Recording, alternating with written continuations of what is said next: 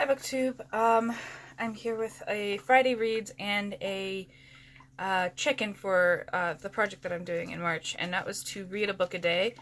I've done pretty well so far. I missed one day because I just had a headache that was plaguing me all day, so I just decided to not read that day. Yeah, so I'm just going to tell you about the books that I've read so far. Let's get into it. So the first book I started with is Flo Bear Parrot by Julian Barnes. This is one of the longer books I've read. It's 190 pages. And this was so interesting. I haven't read anything by Flo Bear yet. I keep wanting to say Flobert, because I did that once and it just made me laugh. So I'm going to try and say Flo Bear. This is kind of like we have a fictionalized narrator who's doing a biography on Flo Bear, but instead of like a chronological biography, it's kind of sorted by theme. And this is really how I would love to have all my nonfiction biographies presented to me, is to have it presented theme by theme. So for example, he has, let's see if there's, in one section he talks about Flo Bear on trains.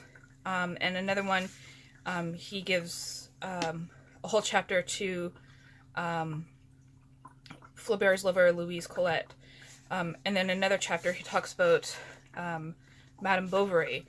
And another one he talks about his relationship with animals. And it's really cool, like, how that's presented. And I feel like you really get to know the person they're doing the biography of. Now, I don't know how much of that is true and what is not true, because, as I said, I don't really know much about Flo Bear, besides whatever I was taught in this book. It is really good, really well done. Then I read Diary of the War of the Pig by Adolfo Bioy Caceres, and this was another long one. Oh, this is longer than the other one. This is 196 pages.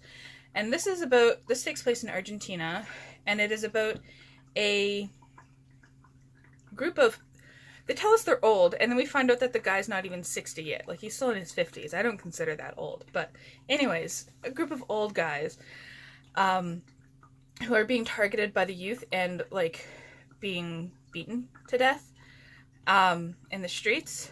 So there's, like, a war on old people who are called pigs for some reason. I'm sure that has something to do with Argentinian culture. It's not really quite explained. I have a lot of thoughts on this book. I think a lot of it is tied to the relationship between older males and younger females. Is quite interesting, we'll say, for now. But yeah, it was an interesting read. And then I read a play, Equus by Peter Schaffer. Sure. And this is a play coming in at 109 pages. And this was quite interesting. I'm not going to tell you much about it because I think you should go into it not knowing much. It is about a boy's obsession with horses. And he's in a mental hospital. That's all you really need to know. Really quite interesting story. And then I read another play. This is Kim's Convenience by Ins Choi. This is made into a TV show by CBC. It's really good. I love the TV show. And I had the book before I had the TV show. But I didn't end up reading it until now. And this is only 88 pages. And a lot of the script from here is in the TV shows, except for the fact that the kids in the book are older than they are in the TV show. And I can see why they did that. But it's just a really quiet story about a family and their day-to-day lives running a convenience store. And then I read Tuck Everlasting by Natalie Babbitt. And by golly, this has a lot to unpack. Not just about the overarching question, but reading it as an adult and looking at it's kind of creepy.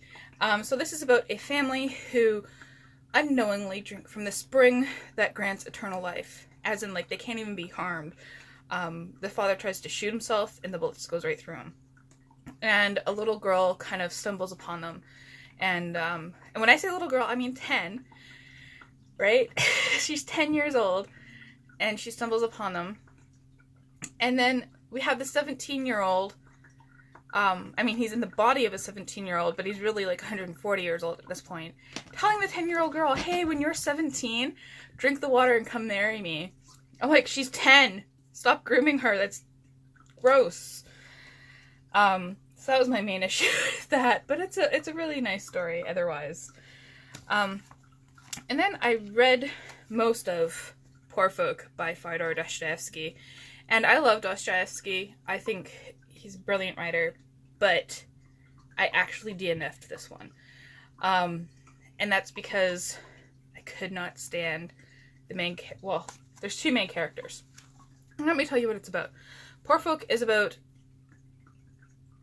I struggle to call them a couple, but it's about this older man and a younger woman, again, and they are writing letters back and forth to each other, so it's an epistolary novel, and they're kind of struggling. They're poor.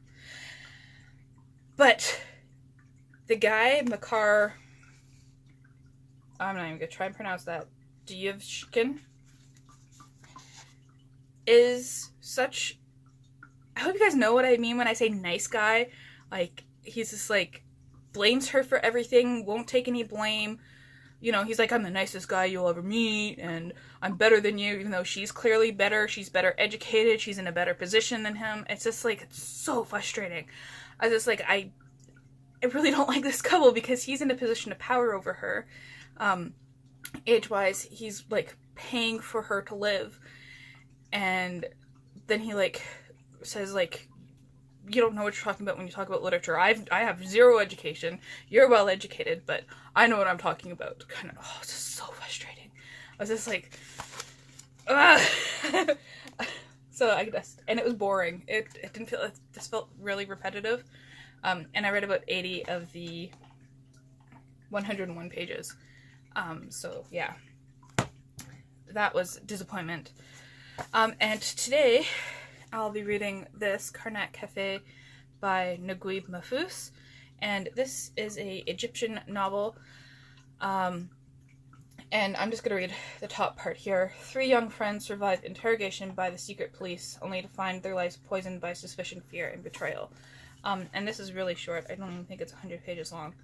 Oh, it's 101 pages, so there we go. That's what I'll be reading today.